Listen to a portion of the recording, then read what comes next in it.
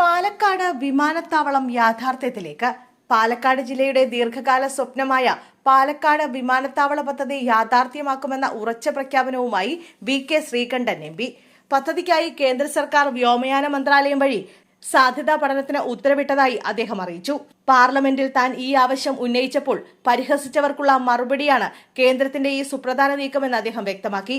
പണ്ട് മുൻ മുഖ്യമന്ത്രി കെ. കരുണാകരൻ കൊച്ചി നെടുമ്പാശ്ശേരി വിമാനത്താവളത്തിനായി ശ്രമിച്ചപ്പോഴും സമാനമായ പരിഹാസങ്ങൾ ഉയർന്നിരുന്നുവെന്ന് എം.പി. ഓർമ്മിപ്പിച്ചു.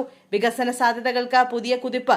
കേന്ദ്ര സർക്കാർ പാലക്കാടിനായി പ്രഖ്യാപിച്ച പുതിയ വ്യാവസായിക ഇടനാഴിയും വിമാനത്താവളവും ഒത്തുചേരുന്നതോടെ ജില്ലകളിൽ വികസന സാധ്യതകൾക്ക് പുതിയ കുതിപ്പായി. കേന്ദ്ര സർക്കാർ പാലക്കാടിനായി പ്രഖ്യാപിച്ച പുതിയ വ്യാവസായിക ഇടനാഴിയും വിമാനത്താവളവും ഒത്തുചേരുന്നതോടെ ജില്ലയിൽ വൻ വികസന സാധ്യതകളാണ് തുറക്കപ്പെടുക.